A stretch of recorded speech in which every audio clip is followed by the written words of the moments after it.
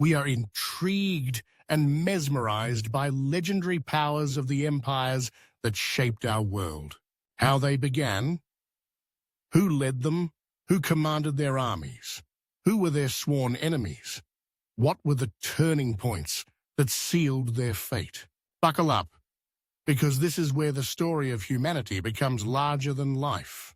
Before we begin, go ahead and tap that like button right now, and don't forget to subscribe for more epic deep dives like this one. Trust me, you won't want to miss the rise and fall of these colossal empires.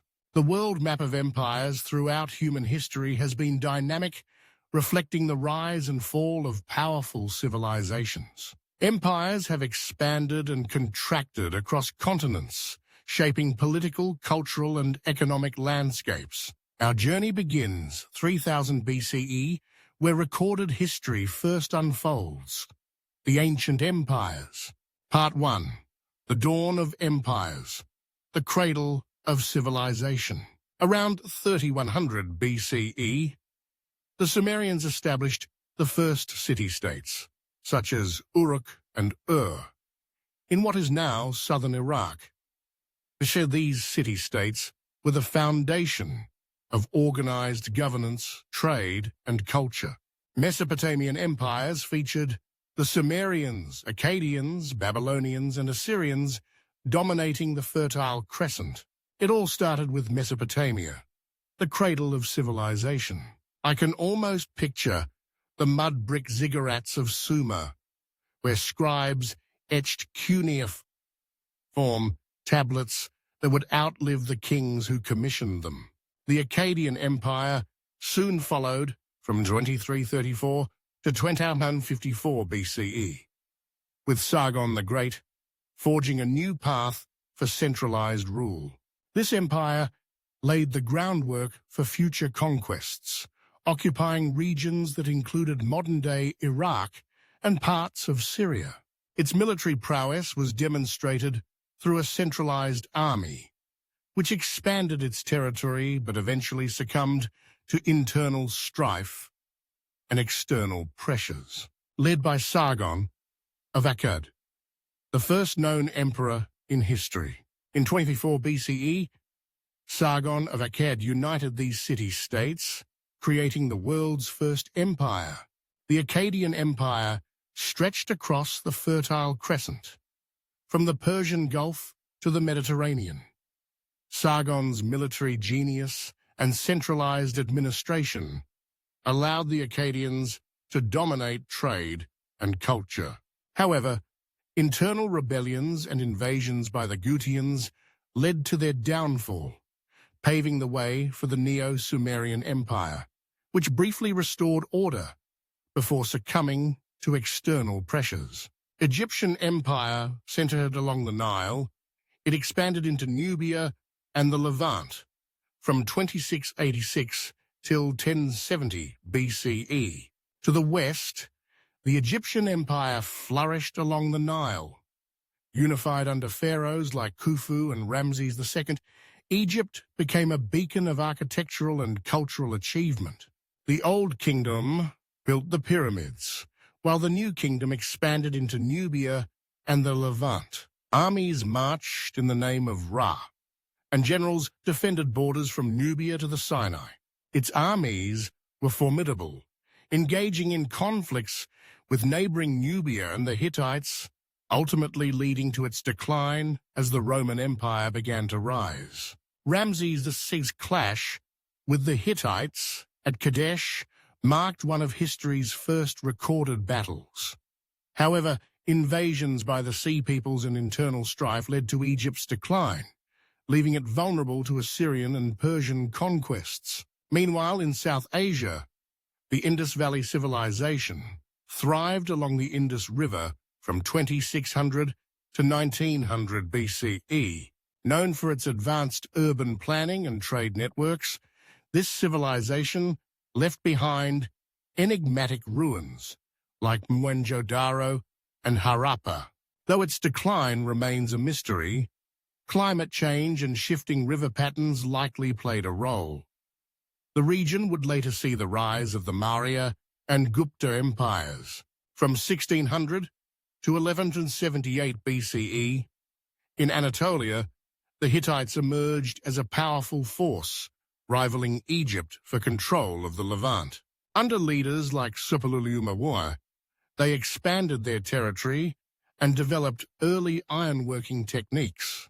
Their decline came during the Bronze Age collapse, a period of widespread upheaval caused by invasions, natural disasters, and economic instability.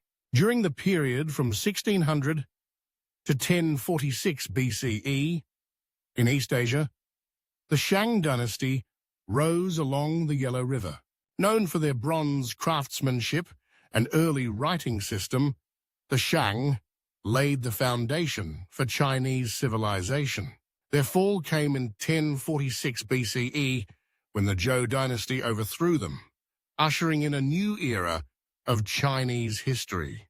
The ancient empires occupied the period until 1000 BCE and concludes the of Part 1, or this historical journey. In Part 2, we are going through the Classical Empires period. If you like the video, please like, share, comment and subscribe to our channel. Part 2. The Classical Empires 1000 BCE, 500 CE. From 900 till 609 BCE, on the empire's map of the world, the Assyrians rose next, known for their military innovations and brutal tactics. Under leaders like Tiglath-Pileser III and Ashurbanipal, they built an empire spanning Mesopotamia, the Levant, and Egypt. Despite their might, the Assyrians faced constant rebellions. A coalition of Babylonians and Medes finally toppled them, leading to the rise of the Neo-Babylonian Empire.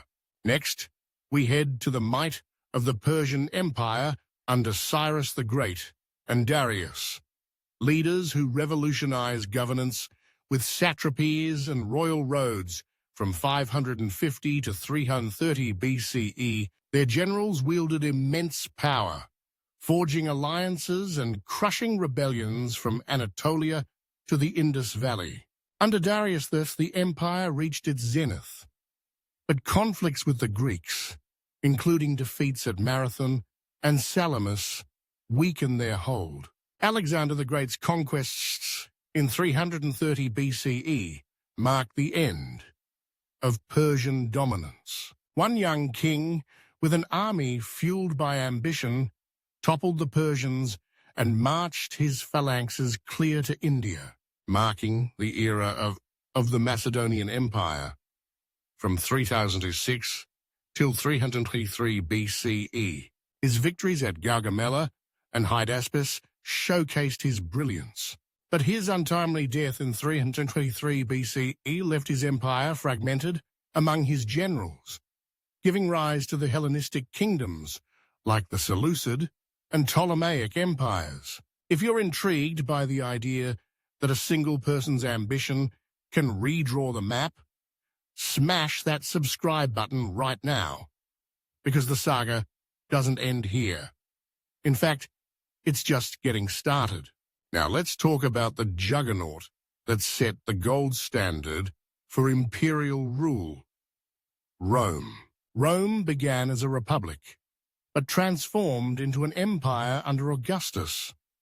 From the ashes of the republic, Caesar and Augustus sculpted a world-spanning empire. Their generals, think of Mark Antony, Agrippa, on the empire map, at its height, controlled the Mediterranean, much of Europe, and parts of the Middle East and North Africa. Leaders like Trajan expanded its borders, while Constantine embraced Christianity, reshaping its identity. But with great power came staggering complexity: civil wars, shifting alliances, and enemies at every border. The critical turning point? Perhaps the day Caesar crossed the Rubicon, or the moment Augustus crowned himself the first emperor. Rome's ultimate fall was a slow-motion collapse driven by corruption, economic strain, and relentless invasions by Germanic tribes, led to the fall of the Western Roman Empire in 476 CE. The Eastern Roman Empire, or Byzantium, endured for another 1,000 years. Meanwhile, from 202 BCE till 220 CE, in China, the Han dynasty established one of the most enduring empires. Known for its advancements in science, technology, and trade, the Han connected East and West through the Silk Road. It would be impossible to ignore the power of the East. The dynasties of China, with leaders like Qin Shi Huang, who unified vast lands, or the Tang and Song, which pioneered inventions that shaped the world. But then came the Mongols, led by Genghis Khan, forging the largest contiguous land empire in history. This period concludes the era of the classical empires, where we cross over to the medieval empires from 500 CE to 1500 CE in Part 3 of our journey through the history map, or all empires. Which empire do you think left the biggest mark on our modern world from this period? Let me know in the comments below. Like, share and subscribe, and see you in the Part 3. The Medieval Empires.